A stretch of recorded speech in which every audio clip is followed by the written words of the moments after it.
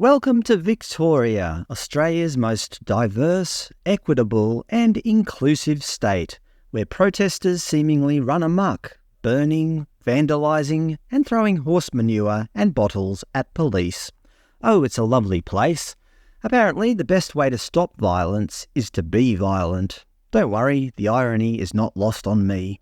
This is the state where Premier Jacinta Allan this year introduced a Parliamentary Secretary for men's behaviour change because, the best way to unite the state is to blame half the population. She's also going around arbitrarily renaming places such as this lake, as well as using taxpayer money to fund religious events, which seems to run counter to the idea of being a secular state.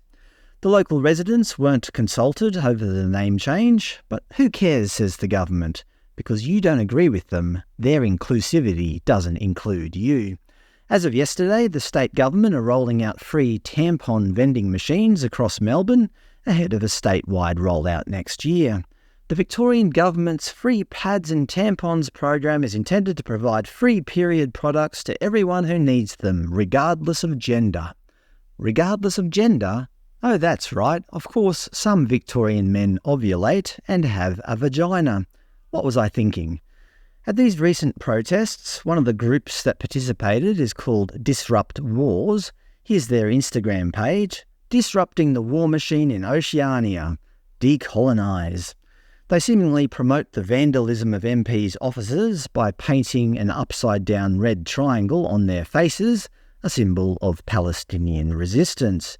Here's one example. The office of Ross Vasta, a Liberal National MP, has been defaced in so-called Brisbane. So-called Brisbane?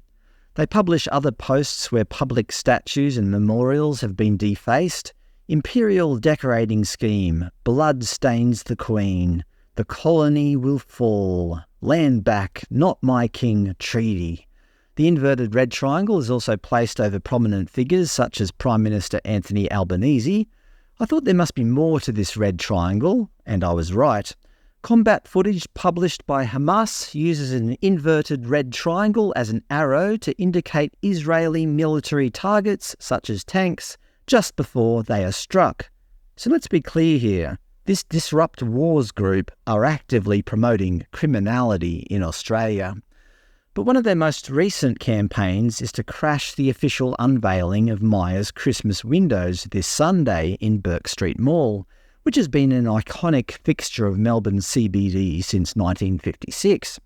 Christmas is cancelled, and there'll be no joy or frivolity while children in Gaza are massacred. Consequently, Myer capitulated and actually cancelled the event. There will be no unveiling of the Christmas windows. Myer cancels Christmas window display opening event amid planned pro-Palestinian protest. The reason given by Myer was due to safety fears. The Guardian are reporting that the activists are now very pleased with themselves that Myer cancelled the event. And I think we might have reached the limit of how woke Premier Allan is willing to go. She tweeted, "I am furious that a small group of people have chosen to politicise a beautiful event for children. I'm just as mad at all the others who have quietly stoked this division and egged them on. Blocking the Christmas windows won't change a thing in the Middle East, but it will let down a bunch of kids in Melbourne. Who does that help? We are all a bit sick of this stuff. People have a right to demonstrate. No one has a right to divide. We cannot let ugly protests ruin a beautiful Christmas tradition, and we cannot let violence, division and vilification ruin what makes Victoria great." Oh yes, we don't want division in Victoria, but we do need a Secretary of Men's Behaviour change, and we need to arbitrarily rename places without consulting the local residents. Those things aren't divisive at all. Oh, I love the Victorian government, don't you?